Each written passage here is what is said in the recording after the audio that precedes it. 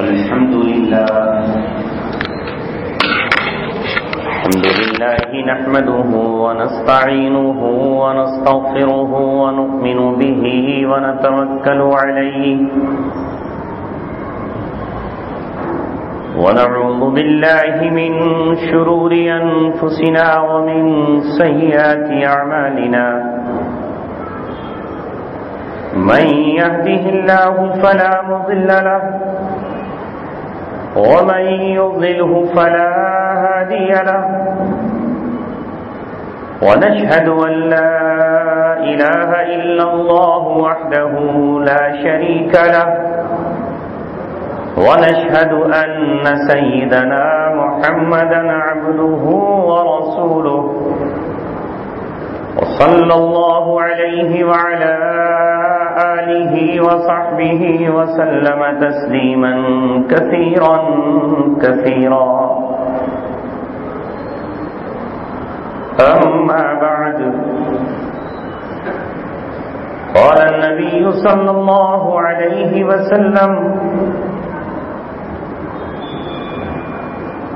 تركت فيكم أمرين لن تضلوا ما تمسكتم بهما كتاب الله وسنة نبيه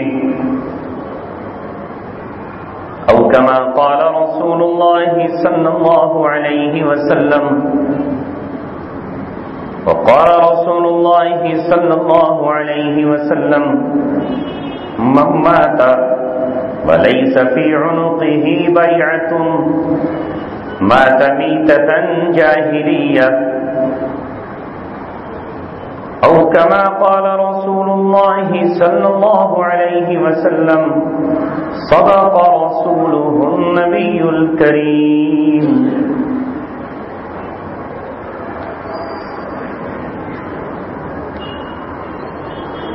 کتاب ملت بیضا کی پھر شیرازہ بندی ہے کتاب ملت بیضا کی پھر شیرازہ بندی ہے یہ شاخ ہاشمی کرنے کو ہے پھر برگ و بر پیدا اگر عثمانیوں پر کوہ غم ٹوٹا تو کیا غم ہے کہ ہونے 100,000 رنجوں سے ہوتی ہے سحر پیدا ہزاروں سال نرگس اپنی بے نوری پہ روتی ہے بڑی مشکل سے ہوتا ہے چمن میں دیدہ ور پیدا محترم حضرات آپ حضرات کے لیے بڑی خوشی کا یہ مقام ہے کہ آپ کے یہاں اللہ تبارک و تعالیٰ کے رسول کی پیاری اور مبارک باتوں کا تذکرہ درس حدیث کی شکل میں ہوتا ہے اور اس طرح سے نہ جانے کتنی احادیث آپ کے کانوں کے ذریعے آپ کے دل تک پہنچی ہوں گی اور کتنی احادیث پر آپ کو عمل کرنے کا بھی موقع ملا ہوگا میں ایک طالب علم کی حیثیت سے اس حدیث کو پیش نظر رکھتے ہوئے بیٹھ گیا سرور دو عالم صلی اللہ علیہ وسلم نے فرمایا بلغوا عنی ولو آیا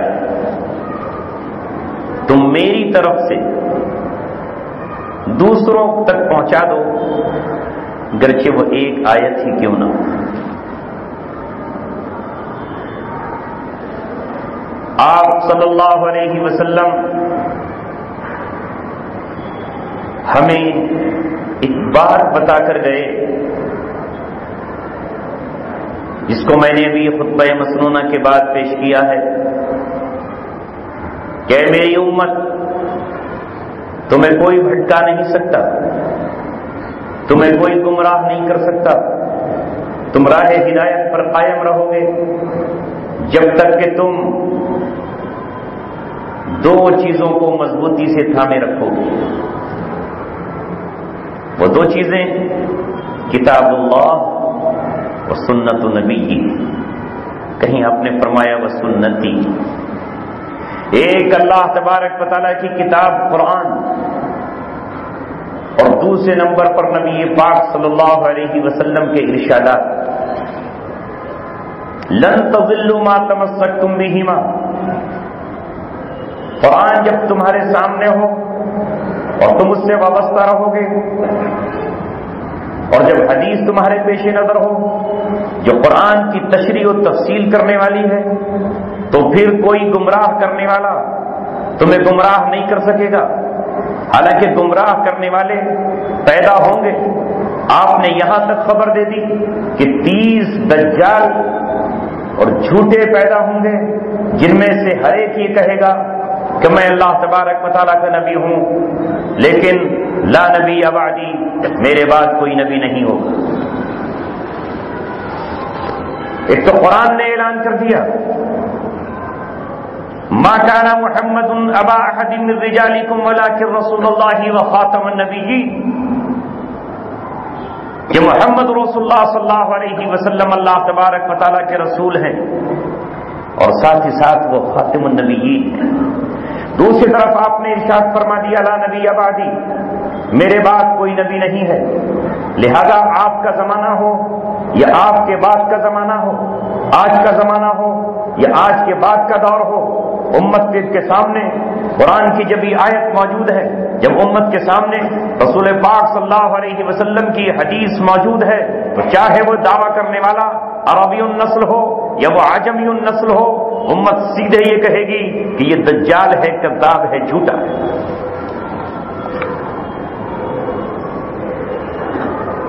چاہے وہ مسلمہ کذاب ہو یا مسلمہ پنجاب ہو، کوئی نبی نہیں نبی پاک صلی اللہ علیہ وسلم کے بعد۔ تو آپ نے فرمایا کہ میں تمہارے درمیان ترکت فیکم امرین، کہیں فرمایا ترکت فیکم ثقلین، میں 2 مضبوط چیزیں چھوڑ رہا ہوں، اللہ کی کتاب، تنہا کتاب کو بھی نہیں کہا اور تنہا حدیث کو بھی نہیں کہا، بلکہ دونوں کو جمع فرمایا، کتاب اللہ تبارک و تعالیٰ کی کتاب اور سنت رسول اللہ نبی پاک صلی اللہ علیہ وسلم کی سنت میں آپ کی پوری زندگی بھی آتی ہے، اور سنت میں آپ کی زبان سے نکلے ہوئے اقوال اور افعال بھی آتے ہیں۔ اب جب حدیث کی طرف جاتے ہیں تو آپ صلی اللہ علیہ وسلم نے ہمیں یہ بھی حکم دیا، علیکم بسنتی وسنت الخلفاء الراشدین المہدیین، تم پر لازم ہے کہ تم میری سنت پر بھی عمل کرو اور خلفاء راشدین کی سنت پر بھی عمل کرو۔ اب ایک بندہ مومن اگر قرآن سے جڑا رہے اور احادیث اس کی نظروں کے سامنے رہیں تو اس کے بھٹکنے کا، گمراہ ہو جانے کا سوال ہی پیدا نہیں۔ ایک اور حدیث میں نبی پاک صلی اللہ علیہ وسلم نے فرمایا کہ بنی اسرائیل 72 فرقوں میں تبدیل ہو گئے تھے، بٹ گئے تھے، اور میری امت 73 میں تبدیل ہو جائے گی۔ وہ سب کے سب جو 72 ہیں، کلہم فی النار، وہ سب جہنم میں جائیں گے، ایک فرقہ ہوگا نجات پانے والا۔ اب صحابہ نے پوچھا کہ اللہ کے رسول اس کی علامت بتا دیجئے، کیسے پہچانیں گے اسے؟ اس کو کیسے جانا جائے گا کہ یہ فرقہ ناجیہ ہے، جنت میں جانے والا ہے؟ کون سا فرقہ ہوگا وہ؟ آپ صلی اللہ علیہ وسلم نے لباس کی طرف اشارہ نہیں کیا کہ وہ یہ لباس پہنے ہوئے ہو تو اسے متقی اور پرہیزگار سمجھنا، اس انداز کی رنگی ہوئی ٹوپی پہن رہا ہو تو وہ فرقہ ناجیہ ہے، سونا کپڑا ہاتھ میں ہو تو فرقہ ناجیہ ہے؟ نہیں، بلکہ آپ نے فرمایا ما انا علیہ و اصحابی، یہاں آپ نے اپنے صحابہ کو بھی شامل کر لیا، کہا وہ قوم، وہ جماعت، وہ گروہ جو میرے طریقے پر ما انا علیہ و اصحابی اور میرے صحابہ کے طریقے پر ہوگا، یہ فرقہ جنت میں جانے والا ہے۔ لہذا یہاں سے ان باطل فرقوں کی جڑ کٹ گئی اور اسی دنیا میں پتہ چل گیا کہ جو فرقہ صحابہ کرام کو فالو نہیں کرتا، جو صحابہ کرام کو نہیں مانتا، جو صحابہ کرام کو اپنا آئیڈیل تسلیم نہیں کرتا، وہ فرقہ جو صحابہ کرام سے بغض و عداوت رکھتا ہے، وہ فرقہ جو صحابہ کرام کو دشمن قرار دیتا ہے، یا وہ فرقہ جو صحابہ کرام کو گالیاں بکتا ہے، یا وہ جو صحابہ کرام کو مرتد کہتا ہے، یا وہ جو صحابہ کرام کو خائن کہتا ہے، یا وہ جو ابوبکر صدیق اور عمر بن خطاب کو غاصب کہتا ہے، وہ راہ حق پر نہیں ہے۔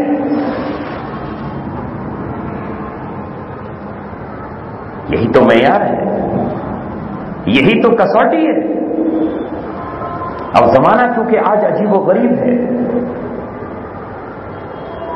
سیکولرزم و جمہوریت یہ کہتی ہے کہ نہیں سب ٹھیک ہے، کوئی غلط نہیں ہے، سب اللہ کے بندے ہیں، سب کا خالق ایک ہے، سب کا مالک ایک ہے، وہ سب کو روٹی کھلاتا ہے، سب کو پلاتا ہے، سب کو سورج کی کرنیں دیتا ہے، سب کو پانی کی بوندیں دیتا ہے، لہذا سب اسی کے بندے ہیں۔ اور قرآن کی آدھی آیتیں پڑھ کر کے مقصد کو الٹ دیتے ہیں۔ کتنا پڑھیں گے؟ انا خلقناکم من ذکر و انثی وجعلناکم شعوبا وقبائل، بس اب یہاں سے آگے بات نہیں کہ ہم نے تمہیں ایک مرد سے پیدا کیا، ایک مرد ایک عورت سے پیدا کیا، لہذا ان کا پیدا کرنے والا بھی وہی، ان کا پیدا کرنے والا بھی وہی، پیدا کرنے والا تو وہی ہے، لیکن اللہ تبارک و تعالیٰ نے یہ بھی تو کہا کہ ایک گروہ وہ ہے جو اللہ تبارک و تعالیٰ کا انکار کرتا ہے، جو اللہ تبارک و تعالیٰ کو ایک نہیں مانتا، جو اللہ تبارک و تعالیٰ کے ساتھ شریک ٹھہراتا ہے۔ اللہ ان سے راضی نہیں ہے۔ لہم عذاب العلیم، ان کے لیے دردناک عذاب ہے، خالدین فیہا، وہ جہنم میں ہمیشہ ہمیشہ رہیں گے۔ یہاں کہنے والے کہہ رہے ہیں سب کا مالک ہے اور سب کا خالق ہے، لہذا اللہ سب سے راضی ہے۔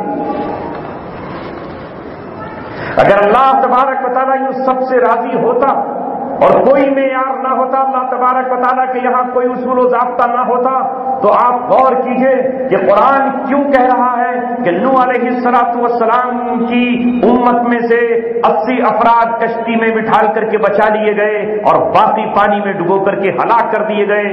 ثم اغرقوا فادخلوا نارا، وہ ڈبو دیے گئے پانی میں اور پھر آگ میں داخل کر دیے گئے۔ سیکولرزم یہ کہتا ہے کہ نہیں سب کے سب برابر ہیں، وہ بھی اللہ کے مخلوق، یہ بھی اللہ کے مخلوق، کوئی جرم نہیں ہے ان کا۔ پھر اللہ تبارک و تعالیٰ نے کیوں فرعون کو سمندر میں ڈبایا اور تذکرہ قرآن میں اس کا کیوں کیا کہ ہم نے اسے دیدہ عبرت بنا دیا، اس کے جسم کو کوئی چیز گدلا اور خراب نہیں کرے گی، وہ صبح قیامت تک مصر کے میوزیم میں رکھا رہے گا۔ اللہ تعالیٰ نے کیوں ڈبویا اسے اور کیوں اسے کہا کہ اللہ تبارک و تعالیٰ نے اسے پکڑ لیا؟ فَأَخَذْنَاهُ بِالْيَمِّ، ہم نے پکڑا اسے اور سمندر میں ہم نے ڈبویا۔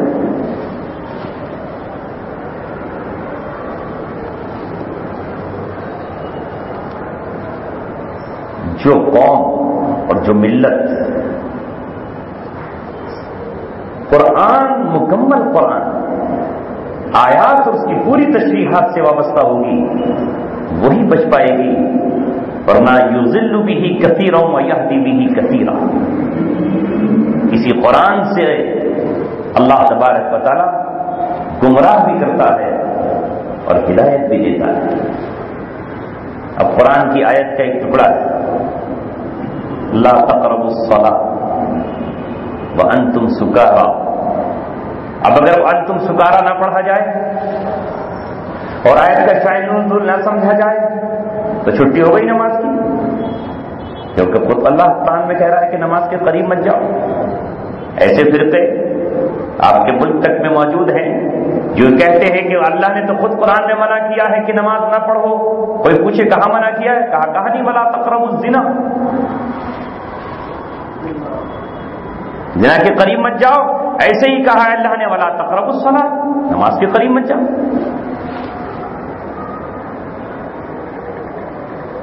بات تو مکمل جب ہوگی جب یہ بتایا جائے کہ آگے ہے وَأَنْتُمْ سُكَارَىٰ، اور یہ بھی جب کہ شراب کی حرمت کا اعلان نہیں آیا تھا.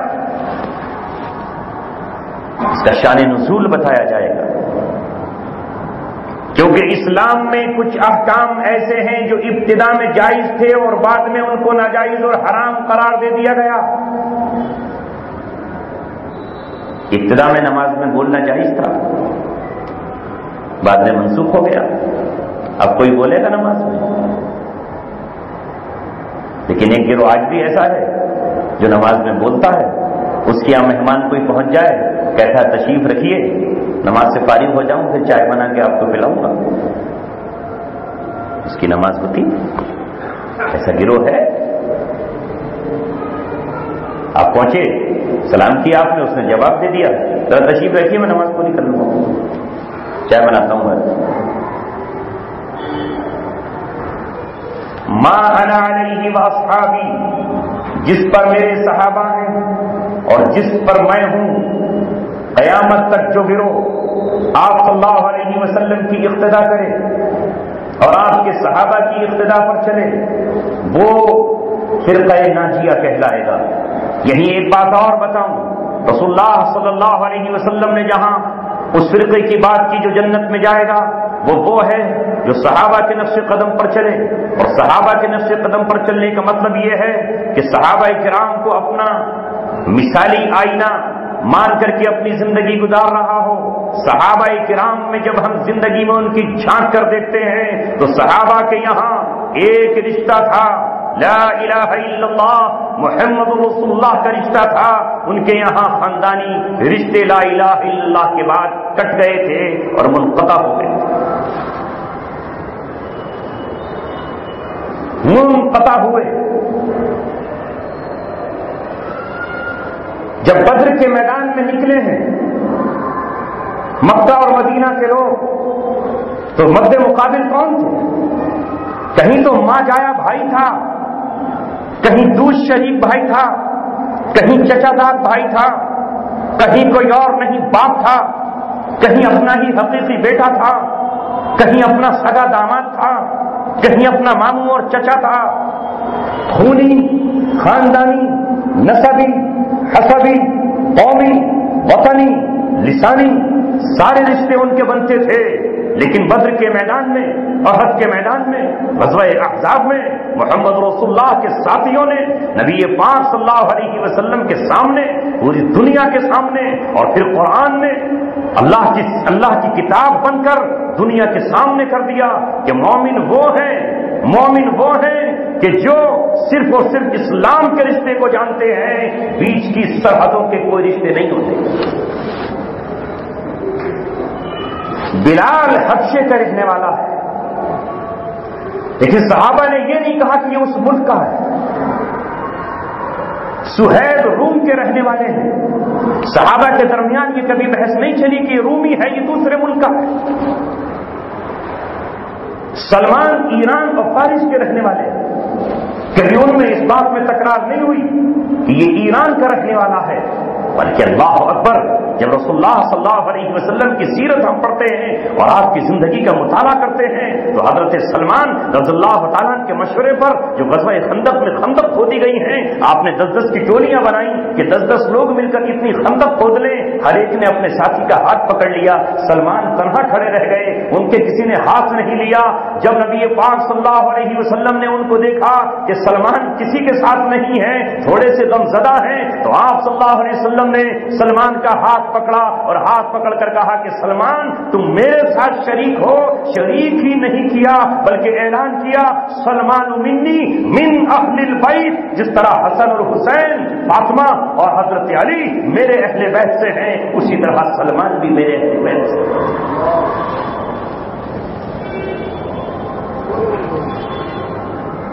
کیا ہمارے یہاں آج اسلام کا یہ تصور ہمارے ذہنوں میں موجود ہے؟ نہیں. ہم اگر ہندوستان میں پیدا ہو گئے ہیں 1947 کے بعد تو ہمارا ایمان اور ہمارا عقیدہ یہ ہے کہ ہم ہندوستانی ہیں. جو ہندوستان میں پیدا ہوا ہے وہ ہمارا برادر ہے. تو کہتا ہے برادر وطن ہے، یعنی وطن کا بھائی ہے۔ جب سلمان سے پوچھا جاتا تھا کہ آپ کا نام کیا ہے، وہ کہتے میرا نام سلمان۔ پوچھا جاتا آپ کے باپ کا نام کیا ہے، کہتے اسلام۔ انا سلمان ابن اسلام، میں اسلام کا بیٹا ہوں، اس سے آگے کچھ نہیں جانتا۔ اگر اسلام سے پہچانا گیا، اسلام سے میری پہچان ہے۔ عزیزوں، ساتھیوں اور دوستوں، رسول اللہ صلی اللہ علیہ وسلم نے جو اسلامی بھائی چارہ قائم کیا وہ کیا تھا؟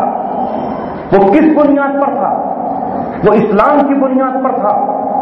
پہلا گروہ اسلام کی بنیاد پر مکہ سے نکل کر مدینہ پہنچا، اور مدینہ کے انصار نے اپنی چادریں بچھا کر ان کا استقبال کیا۔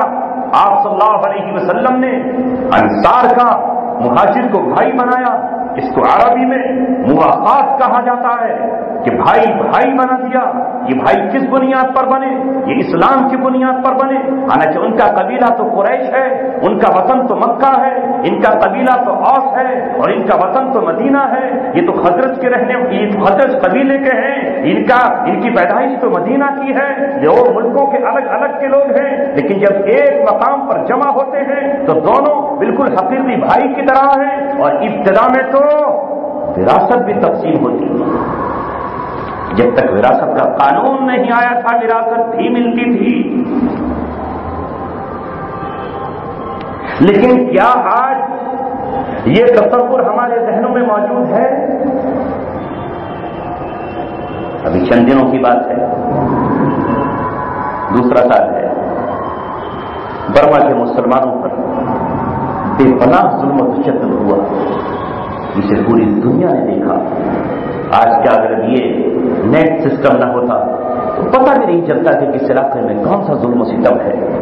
ایسا ظلم و ستم کہ کبھی درندوں نے بھی انسانوں کے ساتھ نہیں کیا ہوگا۔ لیکن جب برما کے روہنگیا مسلمان بنگلہ دیش کی سرحدوں پر آئے، کشتیوں میں بیٹھ کر آئے اور آ کر یہ کہا کہ ہمیں پناہ دے دو، وہ سرزمین ہمارے لیے تنگ ہو گئی ہے، جن کے لبوں پر وہی آواز تھی جو 1450 برس پہلے مکہ کی سرزمین پر تھی، ربنا اخرجنا من هذه القرية الظالم اهلها واجعل لنا من لدنك وليا واجعل لنا من لدنك نصيرا۔ تو کشتیاں ساحل سے ٹکرائیں، لیکن یہ بنگلہ دیش کے جن کو آپ کہتے ہو کہ یہ سب کے سب مسلمان ہیں، مسلمانی حکومت ہے، مسلمان حکمراں ہیں، یہ تو اسلام کا ملک ہے، یہ تو مسلمانوں کا دیش ہے، ایک کشتی کو بھی پناہ نہ دی، یا تو وہ ڈوب گئے اور یا وہ ختم کر دیے۔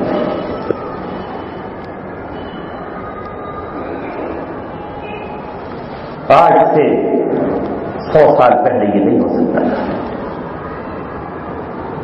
وہاں تو اسلام کا تصور یہ تھا کہ جب اسپین سے مسلمان نکلنا شروع ہوئے وہاں کے عیسائیوں کے تشدد سے تنگ آ کر، تو ترکی کے جہاز رانوں نے اپنے جہاز لگا دی، اپنی کشتیاں لگا دی، آؤ ہمارے بھائیوں، سرزمین وسیع ہے، اس دھرتی کو چھوڑ کر نکل آؤ۔ ہم نے آج وہ تصور جو اسلام کا قرآن نے پیش کیا، وہ تصور اسلام کا جو ہمیں رسول اللہ نے پیش کیا، اسے ہم نے ذہناً عملاً فراموش کر دیا ہے، اسے بھلا دیا ہے، فضول سمجھ کر جسے بجھا دیا تم نے، وہی چراغ جلاؤ تو روشنی۔ اس لیے امت کو پھر سے قرآن پڑھنا ہوگا۔ یہاں یہ میں عرض کرنے جا رہا ہوں کہ قرآن پڑھنے سے متعلق قرآن کریم کی گہرائیوں میں ڈوبنا ہوگا اور قرآن کی ایک ایک آیت کو سمجھنے کی کوشش کرنا ہوگی۔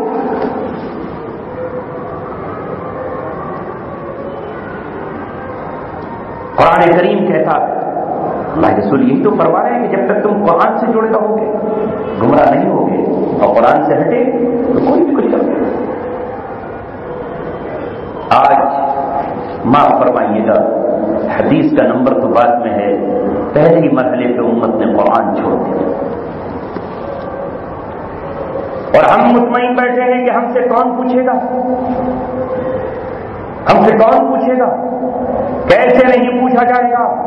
ارے ہم سے تو قرآن کہتا ہے ان السمع والبصر والفؤاد کل اولئک کان عنہ مسئولا، تیرے جسم کے ایک ایک ٹکڑے سے پوچھا جائے گا، تیرے کانوں سے پوچھا جائے گا، تیرے دل سے پوچھا جائے گا، تیرے آنکھوں سے پوچھا جائے گا، والبصر آنکھ سے پوچھا جائے گا، کانوں سے پوچھا جائے گا، تیرے دل سے پوچھا جائے گا۔ اللہ تبارک و تعالیٰ کہتا ہے الیوم نختم علی افواہہم، اس دن ہم تیری زبان پہ مہر لگائیں گے، وتکلمنا ایدیہم، تیرے ہاتھ بتائیں گے، یہ انگلیاں بتائیں گی کہ تو نے باطل کی حمایت کی تھی یا حق کی حمایت میں قلم اٹھایا تھا، یہ انگلیاں بتائیں گی کہ تو نے باطل کی سپورٹ کی تھی یا حق کی تو نے سپورٹ کی تھی، تو نے حق کے لیے کبھی اپنے ہاتھ میں قلم یا اللہ تبارک و تعالیٰ کی کتاب اٹھائی تھی یا باطل کا قانون لکھتے لکھتے تیری زندگی ختم ہو گئی۔ پوچھے گا اللہ تبارک و تعالیٰ اس جج سے جو عدالت میں بیٹھا ہوا ہے اور اللہ تبارک و تعالیٰ کی کتاب کو چھوڑ کر فیصلے کر رہا ہے یہود و نصارہ کے قوانین سے، اللہ تعالیٰ اس سے نہیں پوچھے گا۔ ہاں، یہی قرآن محمد رسول اللہ صلی اللہ علیہ وسلم کے ہاتھ میں ہوگا اور میدان قیامت بپا ہوگا، اللہ تبارک و تعالیٰ کے رسول قرآن کے وکیل ہوں گے اور قرآن اپنے ساتھ لے کر اللہ تبارک و تعالیٰ سے کہیں گے اے میرے رب، یا ربی ان قومی اتخذوا هذا القرآن مہجورا، یہ میری وہ قوم ہے جس نے قرآن کو چھوڑ دیا۔ قرآن کا چھوڑنا کوئی معمولی جرم ہے، بہت بڑا جرم ہے۔ قرآن کریم کے آنے کے بعد سارے دساتیر، سارے قوانین، سارے اصول و ضوابط بالکلیہ منسوخ ہو گئے، الا یہ کہ جسے قرآن نے باقی رکھا ہو، جسے قرآن نے باقی رکھا ہو بس وہی باقی رہے گا، جسے قرآن نے منسوخ کر دیا ہو منسوخ۔ اگر قرآن کے نزول سے پہلے کوئی قوم سود لیتی تھی تو قرآن کے آنے کے بعد اب سود حرام اور ناجائز قرار پایا۔ کوئی قوم کہے کہ ہم قرآن کو تو مانتے ہیں، کون کہتا ہے کہ ہم نے قرآن کو چھوڑ دیا ہے؟ قرآن تو ہمارے طاقوں میں رکھا ہے، قرآن تو ہمارے یہاں جزدانوں میں رکھا ہے، قرآن تو ہماری مسجد میں رکھا ہے، قرآن کریم تو ہمارے دل کے اندر موجود ہے۔ لیکن کیا قرآن کریم اس لیے آیا ہے کہ اسے خوشبوؤں میں سجا کر رکھ دیجیے اور قرآن کریم کہہ رہا ہو کہ سودی لین دین میں تمہاری شرکت ناجائز اور حرام، اگر تم اس سے باز نہ ہو تو ان سے جنگ کرنے کا اعلان ہے، اور دنیا کی تمام مسلم حکومتیں اس سود اور انٹرسٹ میں ملوث ہوں اور مسلمان ملوث ہوں، پھر بھی کہیں ہم نے قرآن چھوڑ رکھا۔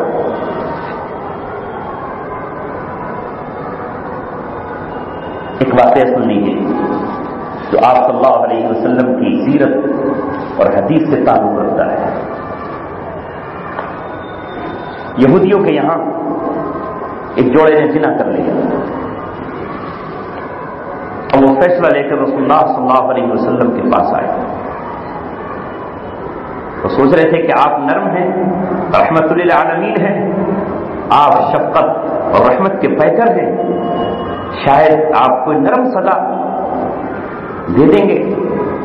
جب آپ کے پاس آئے تو آپ نے سوال کیا کہ یہ بتاؤ تمہاری تورات میں تم پر جو کتاب تم اہل کتاب کہلاتے ہو اس جرم کی سزا کیا ہے؟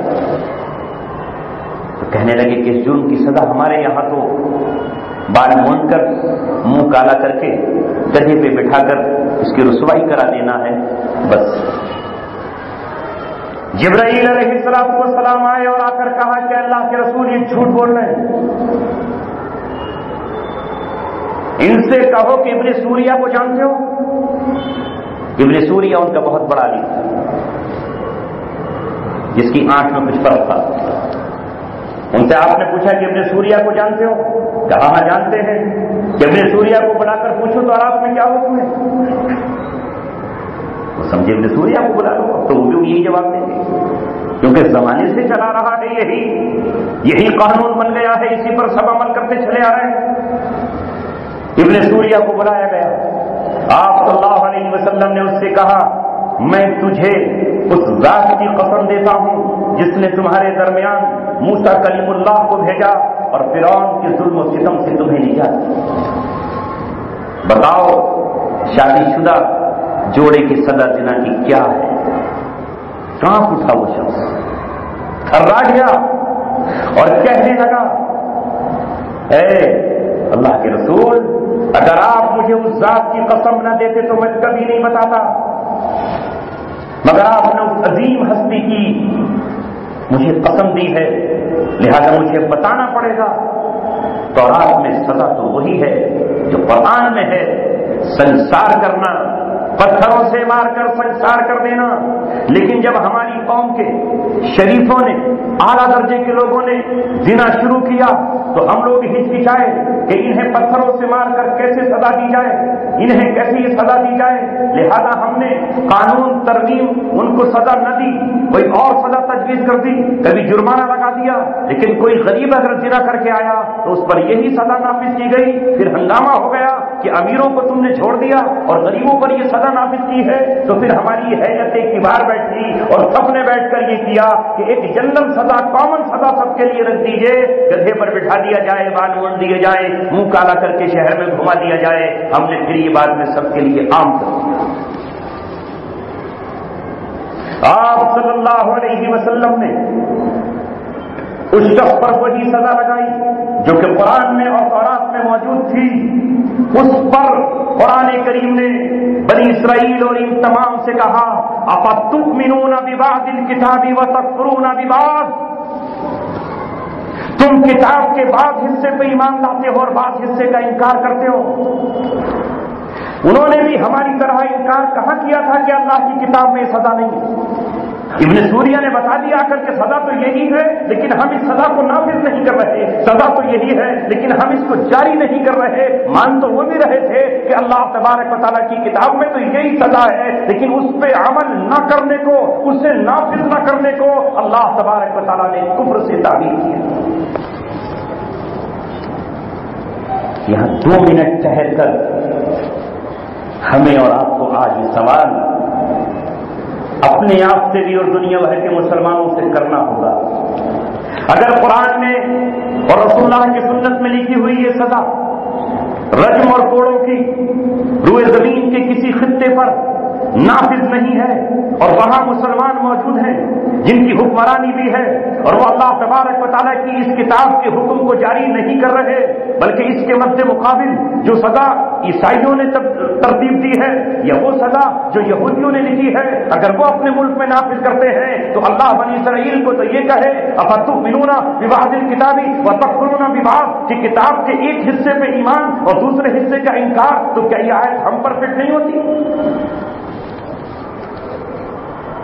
اور اس سے بڑھ کر یہ کہ اگر کوئی گروہ آج یا آج کے بعد یا آج سے پہلے اس سزا کو اللہ تبارک و تعالیٰ کی زمین پر زناکاروں پر نافذ کر دے تو ہم یہ کہیں کہ یہ مسلمان کہاں ہیں، یہ تو اسلام میں ہے ہی نہیں۔ یعنی ہم رحمت للعالمین سے بھی زیادہ رحمت للعالمین ہیں۔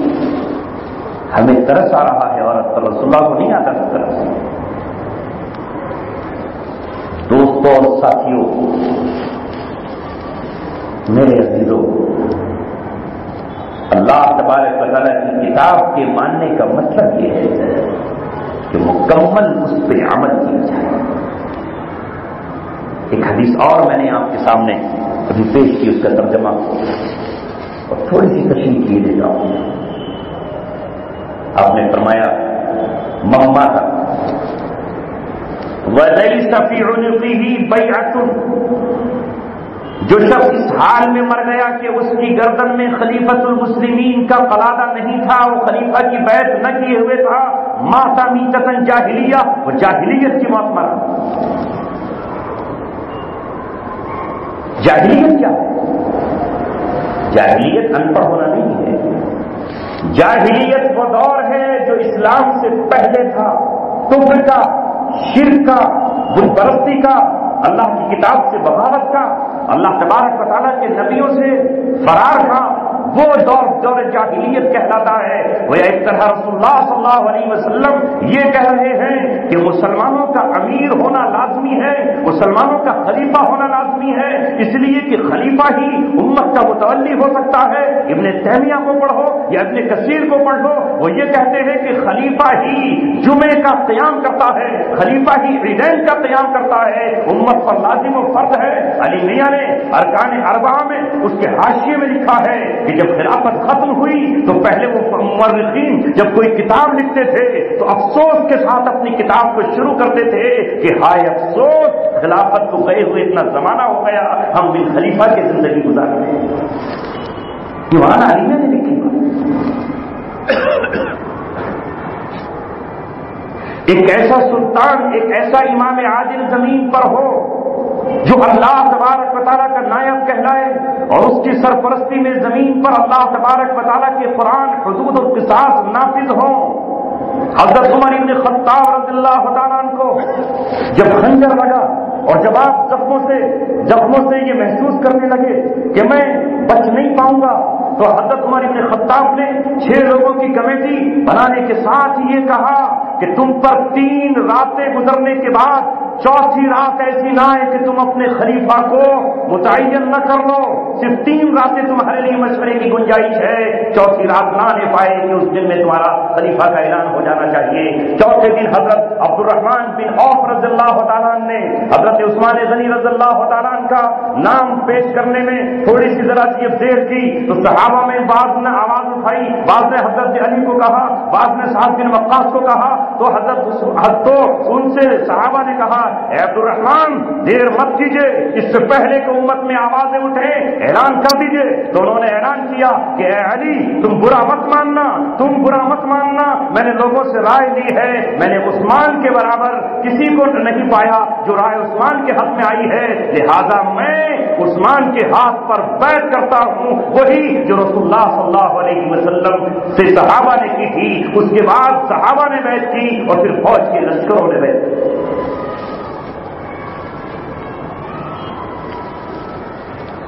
کیا اب ہمارے یہاں یہ چیزیں کتابوں میں بھی کبھی سننے کو ملتی ہیں، کبھی پڑھنے کو بھی ملتی ہیں، کبھی احساس بھی ہمیں ہوتا ہے، کبھی ہم تڑپتے بھی ہیں؟ ہمارا حال تو یہ ہو گیا ہے، اللہ معاف فرمائے، کہ قیامت کے قریب الٹ پلٹ ہو گیا ہے۔ رسول اللہ صلی اللہ علیہ وسلم نے ہمیں ایک عجیب و غریب دعا یاد کرنی ہے، وہ ہمیں ہر صبح شام پڑھنی چاہیے۔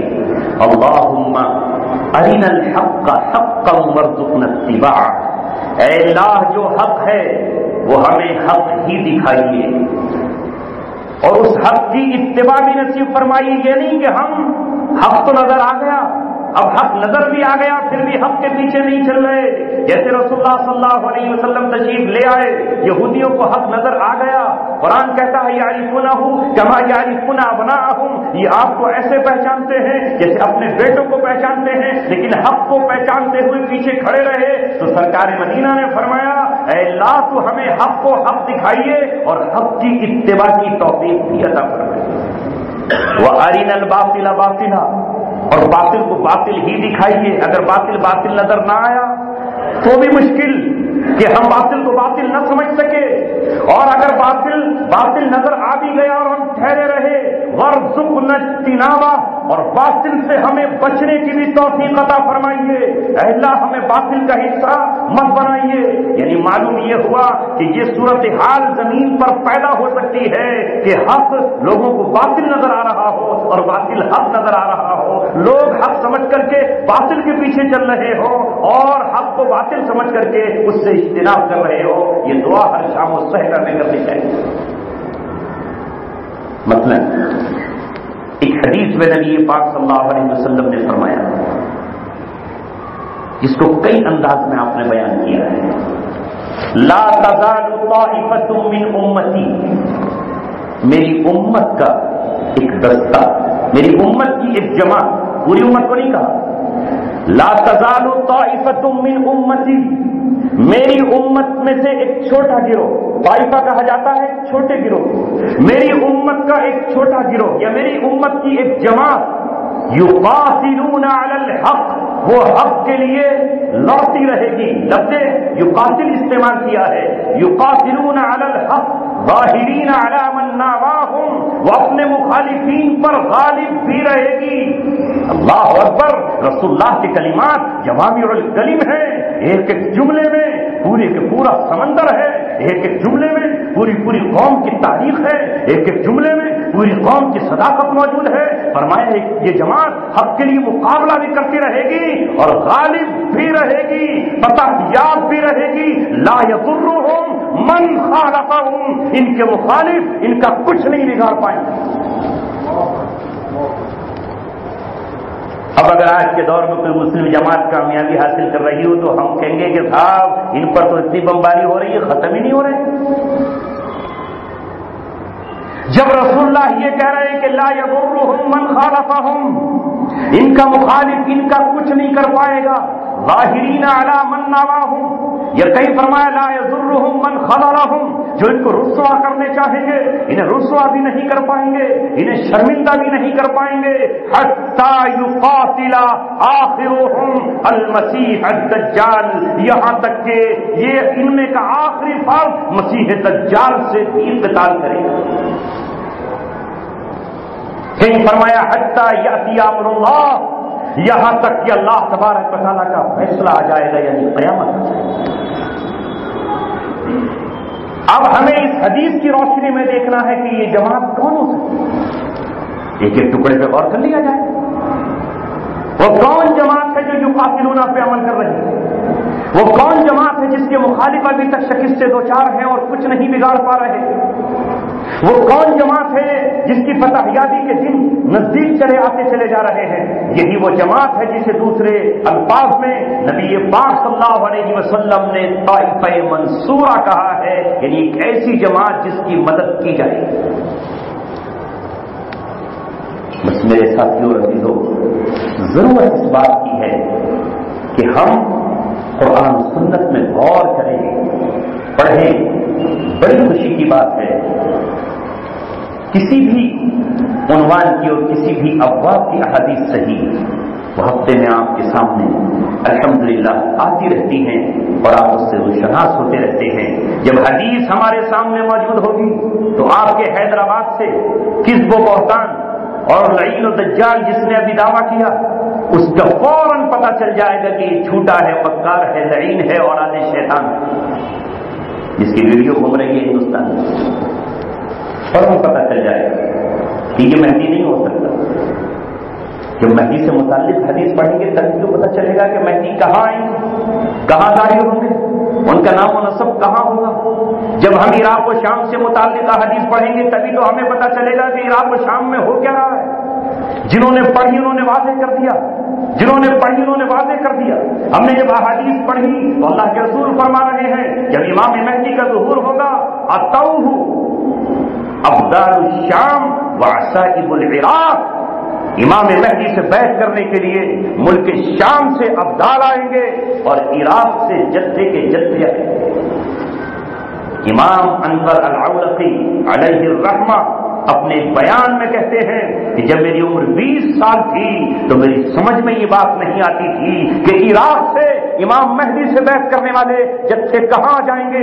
یہاں تو کمیونسٹ حکومت ہے، یہاں تو سانس لینے پر پابندی ہے، یہاں تو آزاد معاشرہ ہے، یہاں سے لوگ اسلام کے پسند کیسے کھڑے ہو جائیں گے. انور اولقی کہتے ہیں میں حیرت میں ہوں جب میں حدیث پڑھتا ملک شام سے متعلق کہ وہاں کے ابدال آئیں گے تو شام میں تو نصیری حکومت ہے، وہاں تو اسلام کا کہاں بول والا ہے. سیریا میں تو آزاد معاشرہ ہے، وہاں تو شراب بک رہی ہے، وہاں تو جینس و پینٹ پہن کے عورتیں سڑکوں پہ گھوم رہی ہیں، وہاں سے کیسے اٹھ کھڑے ہوں گے. جب میں یمن کی طرف دیکھتا اور رسول اللہ صلی اللہ علیہ وسلم کی یہ حدیث سنتا کہ عدن ابین سے اسلام کے مددگار اٹھیں گے تو میری سمجھ میں نہیں آتا تھا کہ عدن ابین سے کہاں اٹھیں گے. لیکن کہتے ہیں کہ آج میں عراق سے بھی اہل حق کے دستے اٹھتے ہوئے دیکھ رہا ہوں اور ملک شام سے بھی دیکھ رہا ہوں اور عدن ابین سے دین کے مددگار کھڑے ہوئے اپنی نظروں سے دیکھ رہا ہوں. اللہ تبارک و تعالیٰ ہمیں قرآن و سنت سے اس پر محبت عطا فرمائے. میرے دوستو یہ طے کر لو کہ ہم روزانہ قرآن پڑھیں، نہیں پڑھنا آتا تو ترجمے کے ساتھ کم از کم سیڑھی سے سن لیں، لیکن روزانہ یہ آج تو بڑا آسان ہو گیا، اور یہاں جو درس حدیث ہوتا ہے اس درس حدیث میں ہم شرکت کریں گے۔ آقا سرکار مدینہ صلی اللہ علیہ وسلم کی وہ حدیث ہے، چاہے وہ روزے سے متعلق ہو، حج سے ہو، نماز سے ہو، زکات سے ہو، اخلاقیات سے ہو، ہے تو ہمارے پیارے پیغمبر کے پیارے بول۔ اللہ تبارک و تعالیٰ مجھے اور آپ کو عمل کی توفیق عطا فرمائے۔ اللهم صل على محمد وعلى آل محمد كما صليت على إبراهيم وعلى آل إبراهيم إنك حميد مجيد۔ ربنا ظلمنا أنفسنا وإن لم تغفر لنا وترحمنا لنكونن من الخاسرين، لا إله إلا أنت سبحانك إني كنت من الظالمين۔ اے اللہ ہمارے خطاؤں کو معاف فرما اور ہماری غلطی و قصور کو معاف فرما۔ تیرے گھر میں تیرے ارادے تیری مشیت سے چند کلمات ہماری زبان پر جاری ہوئے، اے مولا ان کو بے حد قبول فرما۔ کل ترازو میں نامہ اعمال بھی تولے جائیں گے، زبان سے نکلے ہوئے اقوال بھی تولے جائیں گے۔ اے مولا ہمارے پاس اعمال کی کثرت تو نہیں ہے، زبان کے نکلے ہوئے اقوال و الفاظ کو قبول فرما لینا، اور انہی کی وجہ سے نامہ اعمال میں نیکیوں کے ترازو کو مضبوط اور بھاری کر دینا۔ اے اللہ ہمارے حق میں مغفرت کا فیصلہ فرمانا اور ہمیں جنت الفردوس کا مالک بنا دینا، اور جنت الفردوس میں ہمیں جگہ نصیب فرمانا۔ اے اللہ روئے زمین پر حق و باطل کی کشمکش تو سیدنا آدم سے شروع ہوئی، آج تک جاری ہے، لیکن یہ مارکا آخری مارکا ہے، یہ لڑائی کفر و اسلام کے بیچ آخری لڑائی ہے، یہ مارکا خیر و شر آخری مارکا خیر و شر ہے، اس کے بعد قیامت ہی بپا ہوگی، لہذا اس وقت امتحان بھی کڑا ہے۔ اے اللہ امت محمدیہ کو اور چمے اسلام اپنے ہاتھوں میں اٹھانے کی توفیق مرحمت فرما۔ تقریباً 1 صدی ہو رہی ہے کہ اس نے اسلام کے پرچم چھوڑ کر باطل کے جھنڈے اپنے ہاتھوں میں اٹھا لیے، یہ باطل کے زندہ باد کہتے کہتے کبھی نہیں تھکتا، اور حق کی زندہ باد کہتے ہوئے اس کا دل پھیکا پڑ جاتا ہے۔ اے مولا اب امت کے ہاتھ سے شرابوں کے جام چھین کر امت کے ہاتھ میں اسلام کے پرچم دے کر اسلام کے جھنڈے کو 4 دانگے عالم میں بلند فرما دے۔ اے مولا لشکر میدان میں آ چکے ہیں، فوجیں آمنے سامنے کھڑی ہیں، دو بدو جنگ مصروف ہے، ایک طرف تو اور تیری فوجیں ہیں، دوسری طرف شیطان اور شیطان کی فوجیں ہیں۔ اے رحمان تو ہمیشہ غالب رہا ہے، آج بھی تو اپنے اہل حق کی مدد فرما، اہل حق کی نصرت فرما، اہل حق کی تائید فرما۔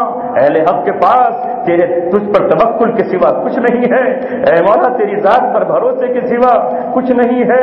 اے مولا بالکل محفوظ و معاذ کی طرح اور میدان بدر میں نکلنے والے 313 صحابہ کی طرح صرف تیری ذات پہ بھروسہ کر کے وہ میدانوں میں کھڑے ہوئے ہیں، نہ آسمان کے اوپر سے کوئی مدد آنے کی امید ہے، نہ چار جانب سے کوئی مدد کرنے والا ہے، یہ مسلمانوں کی جماعت گھر چکی ہے۔ اے مولا ایسے میں تو ان پر وہی کرم و فضل فرما جو تو نے بنی اسرائیل پر من و سلوہ نازل کر کے فرمایا ہے، آسمان سے طمانینت اتار دیجئے، آسمان سے فتح کا فیصلہ فرما دیجئے۔ کون سوچ سکتا تھا صلح حدیبیہ کے موقع پر صحابہ کے بھی وہم و گمان میں نہیں تھا کہ مکہ ہم اگلے 2 سال ہی میں فتح کر لیں گے۔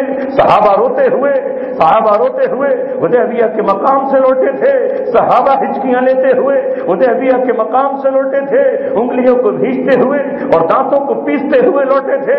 حضرت عمر سے تو بات نہیں بن رہی تھی، لیکن ابھی اونٹنی چند قدم چلی تھی کہ تو نے فتح مبین کی خبر دے دی تھی، اور اس نے کہا تھا اے مسلمانوں گھبراؤ مت، میں ابھی مکے کی فتح سے پہلے تمہیں خیبر کی فتح سے نوازنے والا ہوں۔ اے اللہ امت مسلمہ کہاں سوچ سکتی ہے، تو چاہے تو سیکنڈ میں موسم بدل جائیں، تو چاہے تو وہ قوم جو عروج پر ہے وہ ابھی زوال سے 2-4 ہو جائے، اور جو مستضعفین میں سے ہے وہ حکمراں بن جائے، تیرے خزانوں میں کوئی کمی نہیں ہے۔ اے مولا ہم نے غلامی کی بہت راتیں گزارنی بلکہ پوری صدی آنے پر ہے، اے رب کریم اب غلامی کی زندگی سے ہمیں آزادی کی زندگی نصیب فرما، اسلام کو غلبہ اور ترقی نصیب فرما۔ اے مولا باطل کے سورج کو ہمیشہ کے لیے ڈبو دیجئے۔ اے اللہ اب چاروں طرف سے جو مظلوموں کی صدائیں نکلی ہیں، جو آنسو بہے ہیں، جو خون بہا ہے، جو قید میں ہمارے قیدیوں نے تجھے پکارا ہے، اے مولا سب کی دعاؤں کو اکٹھا کر لے، بوڑھوں کی دعائیں، ان ماؤں کی دعائیں جن کے لال ان کی گود سے چھن گئے، ان بھائیوں کی دعائیں جن کی بہنوں ان سے جدا کر دی گئی، ان بہنوں کی دعائیں جن کے بھائی ان کے ساتھ سے جدا کر کے جیل کی سلاخوں میں ٹھوس دیے گئے، اے مولا سب کی دعاؤں کو اکٹھا کر کے اور سب کے آنسوؤں کو جمع کر کے اور سب کے خون کے قطروں کو جمع کر کے بس ایک ہی آرزو ہے کہ اسلام کے گلشن کو ہریالی عطا فرما دے، اسلام کے چمن کو لہلہا دے، اسلام کی خوشبو اور اس کے عدل و انصاف سے پوری دنیا کو مہکا دے۔ اے مولا ہم ہی پریشان نہیں ہیں، دنیا کا ہر شخص پریشان ہے، عیسائیوں کی عورتوں کے ساتھ بھی زناکاریاں ہو رہی ہیں، انہیں شرابوں میں بھی سکون و راحت نہیں مل رہی ہے، گلے کٹ رہے ہیں لیکن کوئی انصاف دلانے والا نہیں ہے۔ اے مولا امت مسلمہ کو پھر سے کھڑا کر یہ قرآن کو طاقوں سے اٹھائے اور اپنے سینے میں لگا لے، یہ قرآن کو اٹھائے اور اپنے دل میں بسا لے، یہ قرآن کو اٹھائے اور اس پہ عمل کرنا شروع کر دے۔ اے اللہ ایسی توفیق